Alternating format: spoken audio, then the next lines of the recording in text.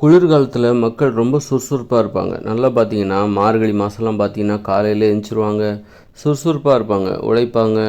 நல்லா மக்கள் வாழ்க்கையில் ஒரு பரபரப்பாக இருக்கும்.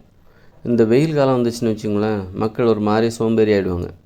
அப்படியே ஒரு மாதிரி வண்டி சூடாச்சுன்னா எப்படி ஒழுங்காக வேலை செய்யாத உடம்பு, அந்த வண்டி எப்படி வேலை செய்யாது, அதே மாதிரி தான் உடம்பும் சூடாச்சுன்னா உடம்பும் ஒழுங்காக வேலை செய்யாது. குளிர்காலங்களில் பார்த்திங்கன்னா காலையில் எழுந்திரிச்சி பரபரப்பாக இருப்பாங்க. அப்படியே அங்கே போவாங்க, கோயிலை கும்பிடுவாங்க, சாமியை கும்பிடுவாங்க. ஒரு ஒரு ஒரு நடுக்கு அந்த குளிரில் வந்து என்ன ஆகும்னாக்கா, நம்ம இதில் வந்து ஒரு உடல் அசைவை கவனிக்கணும்.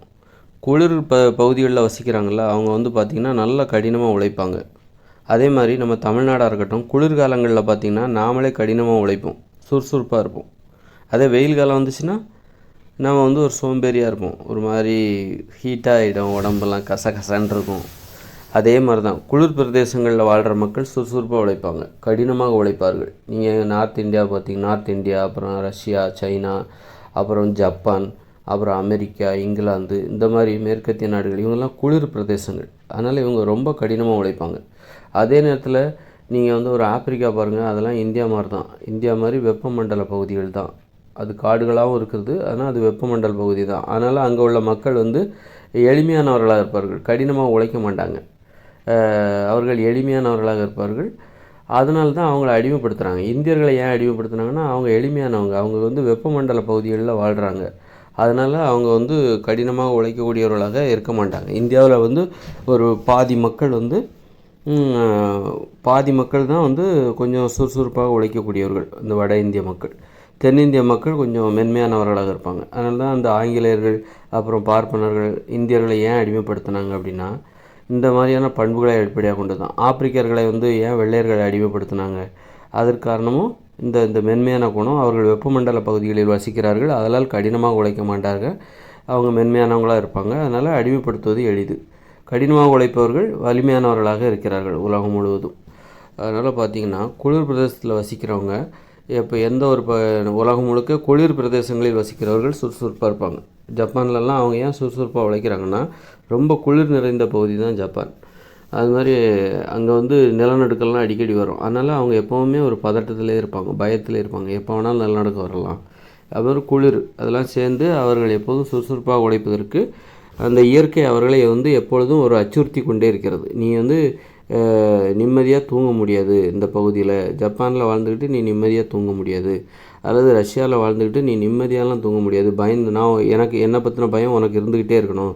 நான் தான் குளிர், நான் தான் பனி, உன்னை அவ்வளோ ஈஸியாக ஹாயாக இருக்க விட மாட்டேன், எச்சரிக்கையாக இருந்துக்கோ. நீ அசால்ட்டாக இருந்தால் நான் என்னுடைய குளிரை வச்சுக்கிட்டே உன்னை கொண்டு போட்டுருவேன் அப்படின்னு சொல்லிட்டு அந்த குளிர் அவர்களை அச்சுறுத்தும். அப்புறம் இன்னொன்று பார்த்தீங்கன்னா, குளிர் பிரதேசத்தில் இருக்கிறவங்க மற்றவங்களோட அருகாமையை எப்போ விரும்புவாங்க.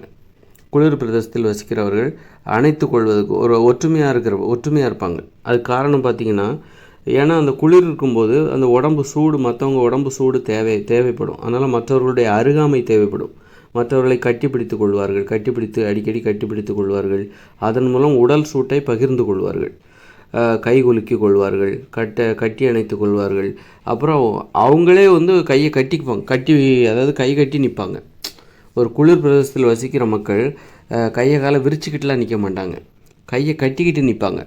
ஒரு கையையும் கட்டிக்கிட்டு காலுக்கு மேலே காலை போட்டுக்கிட்டு கையை கட்டிப்பாங்க, அப்படி இருக கட்டிப்பாங்க. ஏன்னா அந்த உடல் அடக்கமாக இருந்தால்தான் உடலில் சூடு கிடைக்கும். நம்ம ஒரு வெயில் காலம் வந்துச்சுன்னா நம்ம என்ன பண்ணுவோம், பப்பர் ஃபேன்னு கையை போட்டு ஹாயாக சட்டைக்கிட்டே கழட்டி போட்டு ஹாயான்னு நைட்டு ஃபுல்லாக படுத்துக்கிட்டு கிடப்போம். ஏன்னா வெயில் காலத்தில் பிறரை வந்து நெருங்கவே நமக்கு பிடிக்காது. நம்ம கையே நம்ம கட்டிக்க மாட்டோம், விரித்து விட்டால் தான் காற்றோட்டமாக இருக்கும், கசகசன்னு இருக்கும். அப்போ இதுதான் வந்து ஒரு உடல் ஒற்றுமை இருக்குல்ல, உடல் உறுப்புகளின் ஒற்றுமை. குளிர் வந்துச்சுன்னா நம்ம என்ன பண்ணுவோம், காலுக்கு மேலே கால் போட்டுப்போம், கையையும் கட்டிக்கிட்டு ஒரு உடல் உறுப்புகளே ஒற்றுமையாக இருக்கிறது.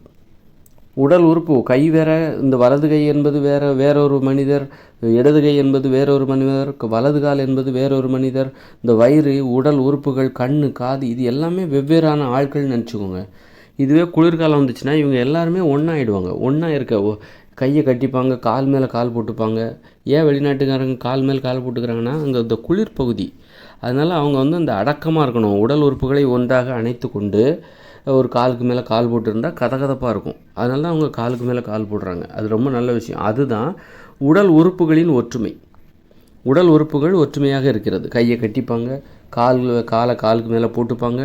அப்போது இது வந்து உடல் வந்து உறுப்புகள் ஒற்றுமையாக இருக்கிறது. இது ஒரு பணிவை கொடுக்குது.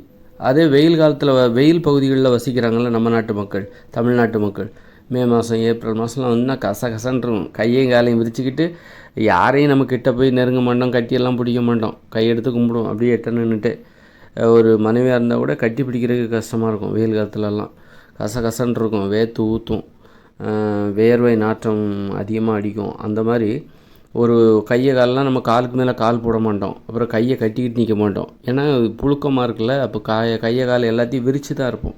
விரித்த மேனிக்கு அதில் அப்போ ஒற்றுமை இல்லை, உடல் உறுப்புகளில் ஒரு ஒற்றுமை இல்லை. அப்போ அது ஒரு பணிவு தன்னடக்கம்லாம் இல்லாத ஒரு தன்மையை தான் வெயில் காலங்கள் எங்கெல்லாம் வெப்பம் அதிகமாக இருக்கிறதோ அங்கு வசிக்கிற மக்கள் அந்த மாதிரி தன்னடக்கம் இல்லாமல் இருப்பார்கள், பணிவு இல்லாமல் இருப்பார்கள், ஒற்றுமை இல்லாமல் இருப்பார்கள். அதுவே குளிர்காலம் வந்துச்சுன்னா ஒன்றா கூடிப்பாங்க, ஒன்றா கூடிட்டு கட்டி பிடிச்சிப்பாங்க, ஒரு அடக்கமாக காலுக்கு மேலே கால் போட்டுப்பாங்க, கையை கட்டிக்குவாங்க.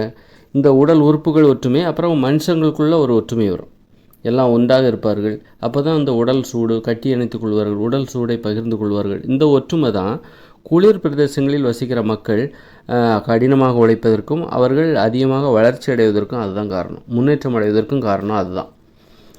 முரட்டுத்தனமாக உழைக்கிறாங்க. ஏன் குளிர் பகுதியில் வசிக்கிற மக்கள் முரட்டுத்தனமாக உழைக்கிறாங்க. அவங்களெல்லாம் அடிமைப்படுத்த முடியாது. இந்தியர்களை 300 வருஷம் அடிமைப்படுத்தினாங்க, ஆப்பிரிக்கர்களை அடிமைப்படுத்தினாங்க.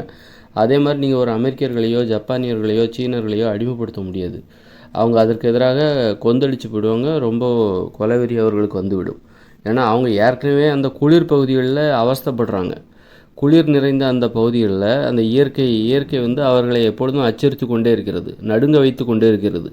நீங்கள் இங்கே வந்து சட்டை இல்லாமல் நீங்கள் ஒரு ஜன்னல் திறந்து போட்டு படுத்து தூங்கிடலாம். ஆனால் அவங்க அப்படி கிடையாது. ஒரு குளிர் பிரதேசத்தில் வசிக்கிற மக்கள் கதவெல்லாம் அடைச்சிக்கணும், கதகதப்பாக வச்சுக்கிட்டா தான் அவங்க தூங்க முடியும். பெரிய கம்பளி போர்வை வேணும், உள்ளுக்குள்ளே நெருப்பை பற்ற வச்சு அந்த அறை முழுவதும் வந்து வெப்பத்தை பரவ செய்து அப்போ தான் அவங்களால தூங்கவே முடியும், இல்லைனா நைட் தூங்கவே முடியாது. ஆனால் நாம் அப்படி கிடையாது. அதனால் குளிர் அவர்களை ஏற்கனவே ரொம்ப அச்சுறுத்தி கொண்டு இருக்குது. இதில் போயிட்டு நீங்கள் போய் அவங்கள அடிமைப்படுத்தினீங்கன்னு வச்சுக்கிங்க, அப்போ அவங்களுக்கு இன்னும் கோபம் வந்துடும். போட நாங்களே குளிர் தாங்க முடியாமல் எப்படா செத்து போய் விரைச்சி போய்டுவோம்னு பயந்துட்டுருக்கு, நீ வந்து அடிமைப்படுத்துறியா? நீ அதே மாதிரி அவங்ககிட்ட போயிட்டு நீ ஒரு ஜப்பான்காரங்கிட்ட போயிட்டு ஒரு ஃப்ரான்ஸுக்காரங்கிட்ட போயிட்டு ஒரு இங்கிலாந்துக்காரங்கிட்ட போயிட்டு அல்ல ரஷ்யாக்காரங்கிட்ட போயிட்டு நீ வந்து வேற்று மொழியில் தான் படிக்கணும், ஆங்கில மொழியில் தான் படிக்கணும்னு சொன்னால் அவன் வந்து அங்கே இருக்கிற பனிக்கட்டியாலே எடுத்து நம்மளை அடித்தே கொண்டு விடுவான். அவனே வந்து கடுப்பில் இருப்பான், அவன் குளிர் தாங்க முடியாமல் இருப்பான். நீ வந்து உன் தாய்மொழியில் படிக்காத, நீ ஆங்கிலத்தில் படி அப்படின்னா அவன் இருக்கிற பனிக்கட்டியாலே நம்ம தலையில் அடித்து நம்மளை கொண்டு விடுவான்.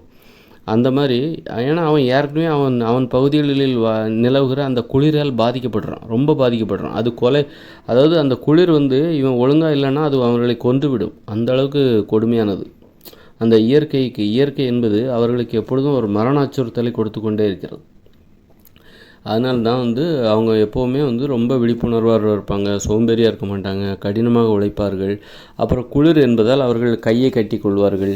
எப்போதும் கையை கட்டியிருக்கிற மாதிரியான ஒரு வாழ்க்கை, எப்போவும் உழைக்கணும், உடல் சூடு அப்போ தான் கிடைக்கும், விளையாடணும். ஏன் ஃபுட்பாலை தேர்ந்தெடுக்கிறாங்க? கால்பந்து விளையாடுகிற இதில் ஏன் அவர்களுக்கு ஆர்வம்? இந்த இங்கிலாந்து, ரஷ்யாக்காரங்க, அமெரிக்காக்காரங்க இவங்களுக்கெல்லாம் ஏன் கால்பந்து மீது மோகம்? ஏன் வந்து கிரிக்கெட்லாம் அது மோகங்கன்னா இவர்களுக்கு உடல் உழைப்பு தேவை, உடலில் வெப்பம் தேவை. உடலில் வெப்பம் இருந்தால்தான் அவர்களால் உயிர் வாழ முடியும். அந்த வெப்பத்தை வந்து எதிலிருந்தெல்லாம் பெற முடியுமோ அதெல்லாம் அவர்கள் வந்து ஆசை கொள்வார்கள். கால்பந்து விளையாடுவதன் மூலமாக வேகமாக ஓடுவார்கள், அதனால் உடலில் வெப்பம் அதிகரிக்கும், அதன் மூலம் அவர்கள் எளிதாக உயிர் வாழ முடியும். அதனால் வந்து அவருடைய விருப்பங்கள் எல்லாமே இதன் அடிப்படையில் தான் இருக்குது. கையை கட்டி கொள்வார்கள், கால் மேல் கால் போட்டுக் கொள்வார்கள், ஒற்றுமையாக இருப்பார்கள், ஒருவருக்கொருவர் அடிக்கடி கையை கட்டி அணைத்துக் கொள்வார்கள். ஒற்றுமையாக இருப்பதை அவர்கள் விரும்புவார்கள், ஒன்று கூடி தனித்திருப்பதை விரும்ப மாட்டாங்க. அதனால தான் வந்து அவர்கள் அதிகமாக வளர்ச்சி அடைவதற்கு அதுதான் காரணம். ஆனால் நம்ம வந்து வேறு வெப்ப பகுதிகளில் வசிக்கிற மக்கள் வந்து ஒற்றுமையை விரும்ப மாட்டார்கள். தள்ளியே நில்லு, கையை கூட கட்டிக்க மாட்டாங்க, காலுக்கு மேலே கால் போட மாட்டாங்க, கசகசக்குன்னு இருக்கும், புழுக்கமாக இருக்கும், வேர்த்து ஊற்றும். அதனால் வந்து ஹாயாக இருக்கணும் அப்படின்னு தான் நினைப்பாங்க. எதாக இருந்தாலும் கொஞ்சம் தள்ளி நின்றுப்பா, அப்படி தள்ளி தான் நிற்பாங்க. கையெடுத்து கும்பிட்டுப்பாங்க. நீ அங்கே நில்ல, நான் இங்கேருந்து கும்பிட்டுக்கிறேன், இது போதும். கட்டி அணைக்கிற வேலைலாம் வச்சுக்காது, ஏற்கனவே புழுக்கமாக இருக்குது, வேர்த்து ஊற்றுது, கசகசன்னு இருக்குது, இதில் வேறு கையை போட்டு கட்டி அணைச்சிக்கிட்டு. அப்போ இது வேற்றுமை. இங்கே இருக்கிற இயற்கை சூழ்நிலை இருக்குல்ல, இந்த வெப்பமண்டல பகுதி இருக்குல்ல, இது வந்து ஆப்பிரிக்கா, தமிழ்நாடு அல்லது தென்னிந்தியா அல்லது சில வருடத்தின் சில மாதங்களில் பல மாதங்கள் வட மாநிலங்களிலும் வெப்பம் அதிகரிக்கும். அப்போது இப்படி இந்தியாவை பார்த்திங்கன்னா பெரும்பாலான பகுதிகள் வெப்பமண்டல பகுதிகள் இங்குள்ள மக்கள் ஏன் வேற்றுமையாக இருக்கிறார்கள், ஏன் ஒற்றுமையாக இருப்பதில்லை? அதற்கு இந்த தட்பவெட்ப சூழ்நிலையும் காரணம். குறிப்பாக தென்னிந்தியர்கள், அந்த தட்பவெட்ப சூழ்நிலை தான் அவர்களை வந்து வேற்றுமையாக இருப்பதற்கு, ஒற்றுமை உணர்வு இல்லாமல் வேற்றுமை பாராட்டுகிறவர்களாக மாற்றுவதற்கு. அதனால தான் நம்ம வந்து இந்த நம்மிடம் உள்ள அந்த வேற்றுமையை பாராட்டுகிற அந்த குணம் இருக்குல்ல, அதை தான் வந்து இந்த ஆங்கிலேயர்கள் பயன்படுத்தி கொண்டார்கள். அதை தான் வந்து இந்த பார்ப்பனர்கள் பயன்படுத்தி கொண்டு நம்மளை அடிமைப்படுத்தினார்கள் காலங்காலமாக.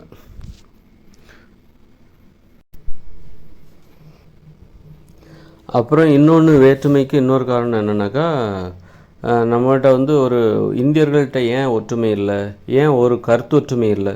ஒற்றுமை என்பது இல்லைன்னா என்ன அர்த்தம்னா கருத்தொற்றுமை இல்லை. இப்போ தாய்மொழியில் கல்வி கற்கணும் அப்படிங்கிறதுல வெளிநாட்டுக்காரங்களுக்கு எந்த கருத்து வேற்றுமையும் இல்லை. ஒரு ஜப்பான்காரங்களுக்கு தாய்மொழியில் தான் கல்வி இருக்க வேண்டும் என்பதில் அவர்கள் ஒற்றுமையாக இருக்கிறார்கள். அப்புறம் ரஷ்யாக்காரங்க, ஃப்ரான்ஸ்காரங்க எல்லார்ட்டையுமே ஒரு கருத்தொற்றுமை இருக்குது. தாய்மொழியில் தான் கல்வி கற்க வேண்டும். அந்நிய மொழியில் கல்வி கற்றால் அவங்க வந்து என்னடா அது சிரிப்பாங்க, கேவலமாக சிரிப்பாங்க. அந்நிய மொழியில் கல்வி தாய்மொழியில் கல்வி கற்கணும் அப்படின்னு சொல்லிட்டு அவங்க அதில் ஒற்றுமையாக இருக்காங்க. அப்படின்னா ஏன் நமக்கு வேற்றுமையாக இருக்கும் அப்படின்னா, நம்மளுடைய இந்தியர்கள் வந்து ஒரு கருத்தொற்றுமை இல்லை. இதில் நிறைய விஷயங்கள் அடிப்படையில் அந்த தாய்மொழி கல்வியிலே கருத்தொற்றுமை என்பதில்லை. தாய்மொழியில் கல்வி கற்பது, தாய்மொழியில் தொழில் செய்வது, தாய்மொழியில் மட்டுமே பேசி வாழ்வது. ஏன்னா ஒரு ஜப்பான்காரங்க அவங்க தாய்மொழியில் மட்டும்தான் தூய தாய்மொழியில் பேசி வாழ்கிறார்கள். தூய தமிழ் மொழியில் பேசினா எப்படி இருக்கும், அதே மாதிரி தான் அவங்க தூய ஜப்பானிய மொழியில் பேசுகிறாங்க. அங்கே ஒரு கருத்தொற்றுமை இருக்கிறது. அதுதான் அங்கே ஒற்றுமை இருப்பதால் தான் அவர்களால் அந்த இது சாத்தியமாகிறது. இன்றைக்கி நம்ம தூய தமிழ் மொழியில் பேசினா நம்மளை வந்து எல்லோரும் பார்த்து சிரிப்பாங்க.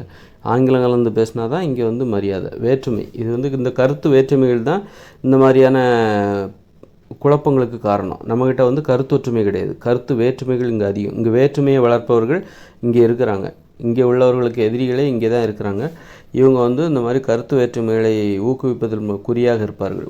ஒன்றுபட விடாமல் அதன் மூலம் ஆதாயம் தேடுகிற ஒரு கூட்டம் இங்கே இருக்கிறது. அதனால் வந்து இங்கே இன்னொன்று, இவர்கள் ஏன் கருத்து வேற்றுமை, இங்கே யாரும் பார்த்திங்கன்னா ஒரே நிறத்தில் கிடையாது. ஒரு ஜப்பான்காரங்க ஒரே நிறத்தில் இருப்பாங்க. அது மாதிரி வந்து ஒரு ஃப்ரான்ஸுக்காரங்க, அங்கே உள்ள மக்கள் எல்லாம் ஒரே நிறத்தில் இருப்பாங்க. அது மாதிரி ஒவ்வொரு நாட்டை சேர்ந்த மக்கள் ஒரே நிறத்தில் இருப்பார்கள். ஆனால் இந்தியர்கள் அப்படி இருக்க மாட்டாங்க. ஒருத்தர் வெள்ளையாக இருப்பாங்க, ஒருத்தர் மஞ்சளாக இருப்பாங்க, ஒருத்தர் மாநிறமாக இருப்பாங்க, ஒருத்தர் கருப்பாக இருப்பாங்க, இன்னொருத்தர் ரொம்ப கருப்பாக இருப்பாங்க, இன்னொருத்தர் ரொம்ப வெள்ளையாக இருப்பாங்க, அது மாதிரி ரொம்ப உயரமாக இருப்பாங்க, சுமாராக இருப்பாங்க.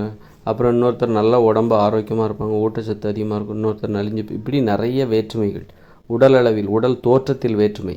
அதனால் இவர்கள் எல்லாம் நாமெல்லாம் ஒன்று என்று சொல்லிக்கிற மாதிரியான ஒற்றுமை இங்கே இல்லவே இல்லை. அதனால தான் இங்கே கருத்தொற்றுமை ஏற்படுவதே கிடையாது. கருத்தொற்றுமை ஏற்படவே செய்யாது இந்தியாவில் நீங்கள் வந்து உங்களுக்கு பணம் இருந்தால் நீங்கள் வெள்ளையாகிடலாம். உங்களுடைய வீடு அதெல்லாம் வச்சுக்கிட்டு நீங்கள் வெள்ளையாக மாறிவிடலாம். நீங்கள் வந்து வறுமையில் இருந்தால் நீங்கள் கருப்பாகத்தான் இருப்பீர்கள், வெள்ளையாகவே மாற முடியாது. உங்கள்கிட்ட பணம் வந்துருச்சுன்னா ஆட்டோமேட்டிக்காக நீங்கள் வெயிலெல்லாம் போக மாட்டீங்க. நிறைய பணக்காரர் ஆகிட்டிங்கன்னா நீங்கள் உங்கள் உடம்பை வீட்டுக்குள்ளேயே வச்சு நீங்கள் வெளுத்தும் போயிடுவீங்க. உங்கள் உடம்பும் வெளுத்துரும், வெள்ளையாகவும் மாறிடுவீங்க. அதனால் இங்கே வந்து அதன் மூலம் இங்கே வந்து வெள்ளையாகவும் இருக்காங்க, கருப்பாகவும் இருக்காங்க. அது மாதிரி முகத்தோற்றத்துலேயும் ஒற்றுமை இல்லை, நிறத்திலும் ஒரு ஒற்றுமை இல்லை. அதனால தான் இங்கே வந்து இந்தியர்கள் ஒற்றுமை இல்லாமல் வேற்றுமையோடு இருக்கிறாங்க. அதனால தான் அவர்கள் இந்தியர்கள் கோழைகளாகவும் இருக்கிறார்கள். அதனால தான் ஆங்கிலேயர்கள் இந்தியர்களை அடிமைப்படுத்தியதற்கும் அதான் காரணம். நம்முடைய பலவீனம்தான், நம்முடைய வேற்றுமையை பாராட்டுகிற அந்த பண்பு தான் நமது பலவீனம். அதை அவர்கள் பயன்படுத்தி கொண்டார்கள். அவர்கள் ஒற்றுமையாக இருந்து நம்மை அடிமைப்படுத்தினார்கள். அவர்கள் நம்மை அடிமைப்படுத்துவதில் அவர்கள் ஒற்றுமையாக இருந்தார்கள். யார்? ஆங்கிலேயர்கள் இருக்காங்களா, ஆங்கிலேயர்கள் வந்து நம்மை அடிமைப்படுத்துவதில் அவர்கள் ஒற்றுமையாக இருந்தார்கள். ஆனால் நாம் அவர்களுக்கு அடிமையாக இருந்தோம். ஆனால் நம்மக்கிட்ட ஒற்றுமையாக இல்லை. அடிமையாக இருப்பதில் ஒற்றுமை இருந்தது. நம்மை அடிமைப்படுத்துகிற அந்த ஆங்கிலேயர்களுக்கு ஒற்றுமை இருந்தது. நம்மளை அடிமைப்படுத்த வேண்டும் என்கிற அந்த கருத்தில் அவர்கள் ஒற்றுமையாக இருந்தார்கள். அதுபோன்று நம்மை அடிமைப்படுத்துகிற ஆங்கிலேயர்களிடம் நாம் அடிமையாக இருக்க வேண்டும் என்பதில் நாம் வந்து ஒற்றுமையாக இருந்தோம். அதனால தான் நம்ம அடிமையாகி கிடந்தோம்.